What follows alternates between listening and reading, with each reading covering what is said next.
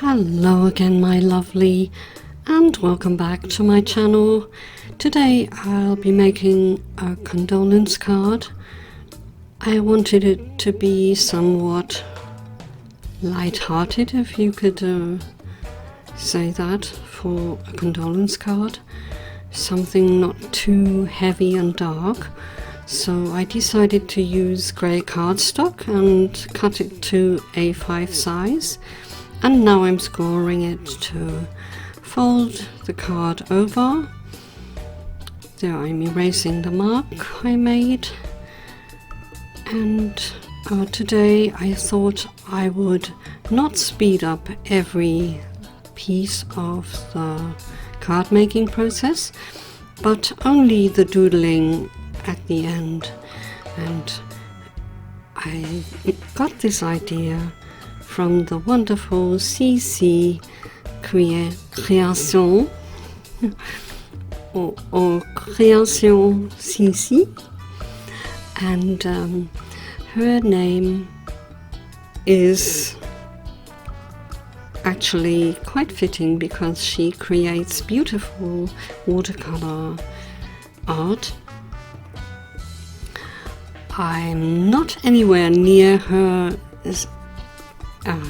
skill in making a very light and easy looking painting, but I'm trying.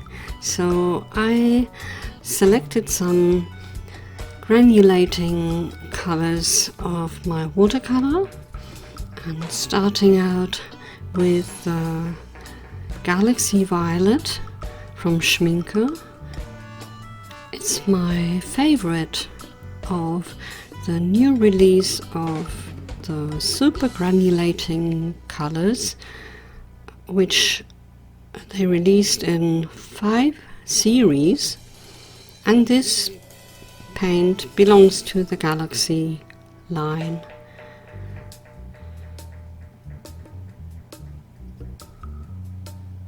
So here you can see that it granulates right away, and it's more bluish than violet, I would say, but it's a lovely hue, and I thought it would go really well with the subject matter. So now on to the Lunar Violet from Daniel Smith. It's another gorgeous granulating color and quite dark. So I'm dabbing off some of the paint and adding water to allow the paint to granulate. And here you can see again that it's very strong, quite powerful. I'm just realizing as I'm doing the voiceover that I actually put the Lunar Violet right next to the Galaxy Violet. I didn't really think about that. But the next color I'm introducing now is the Manganese Violet from Schmincke, one of my favorite colors. It's really deep and rich, and even if you dilute it, it's quite strong as well, and very easy to re-wet. All of these are actually, so I'm really enjoying these paints.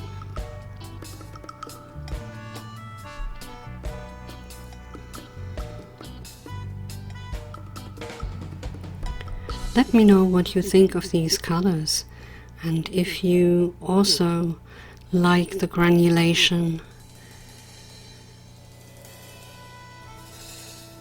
I'm introducing a Coliro Finetec color, and I'm actually purposely painting it over the fresh color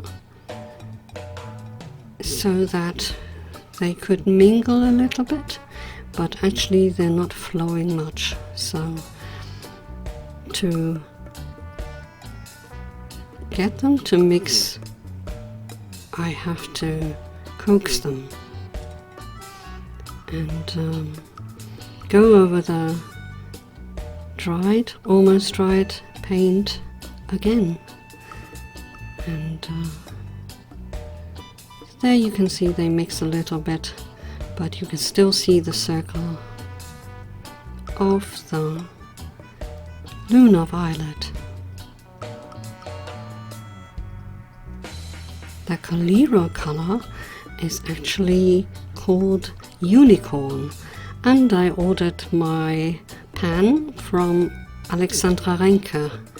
When I get my creative box, I can always order little bits and pieces free of charge, and they deliver it with the box, and I save a lot of postage, of course.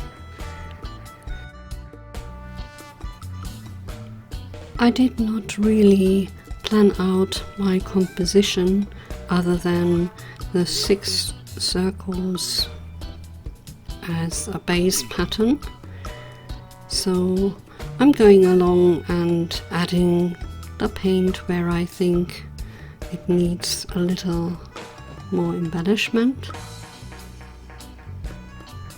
And of course, as you will see later on, I will doodle over all these elements. As you might have guessed, if you know Cici, she always doodles over her painting, and it's always lovely to see. I'm not going to use the other colors that I had prepared on the tray, because I think the color combo is colorful enough, especially for a condolence card.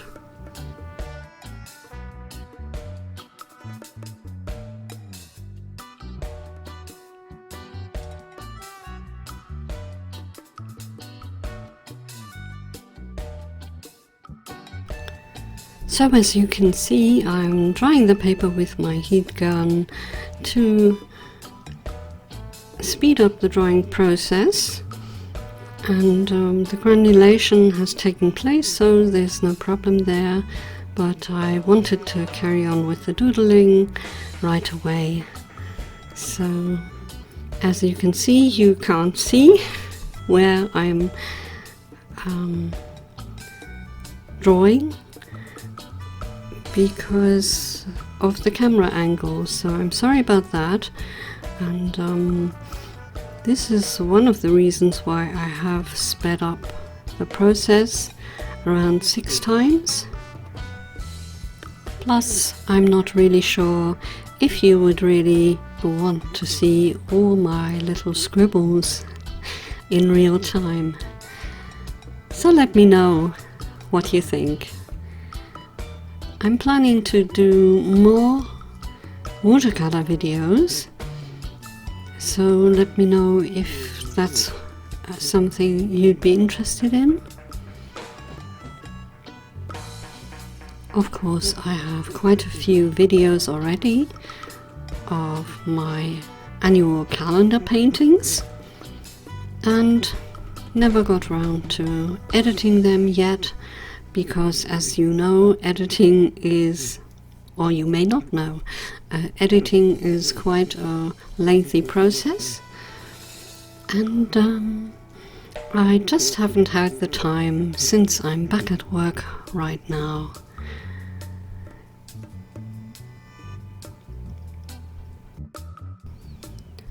So before I forget, just a few words on the materials I'm using. The block you see is from Fabriano, and it's a cold press paper. I'm using cold pressed even though it's not as good to doodle on because of the granulation, and it shows up better on cold pressed paper, or rough even. The brush I used is DaVinci Casaneo Quill, which is wonderful to use. It holds a lot of water. And the pens are a Gelli Roll Metallic pen that you see me using right now. And then also I'm using a Gelli Roll in white in 05 size. The Uni Posca pen in white is, I think, a medium size.